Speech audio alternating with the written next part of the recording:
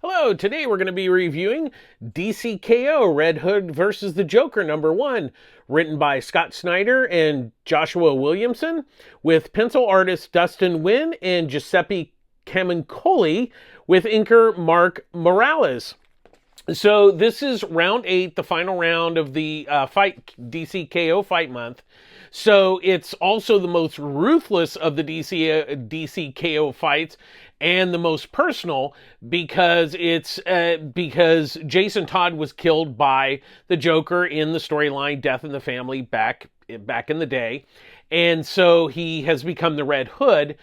And so so you have this 3 rounds. The first round takes place in the chemical factory where the Joker was basically born, which is interesting. It kind of plays into that, and that was really interesting. The second one is probably the most fascinating because it is the Death in the Family sequence replayed as if, I won't say who wins, but it's quite interesting and it plays very much into that. So if you know that storyline, you're definitely going to catch all the little Easter eggs that are in that particular part of the story.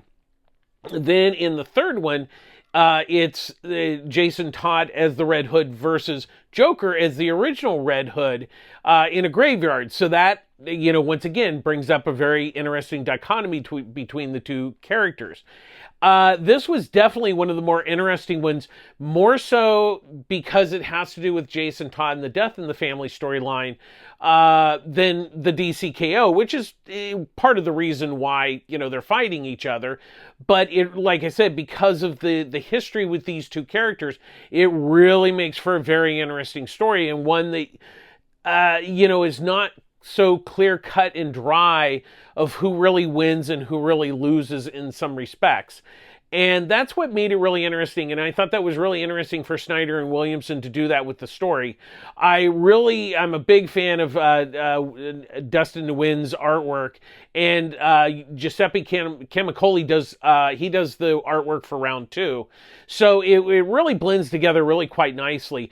And this final round directly will lead into DCKO #3 that comes out next month.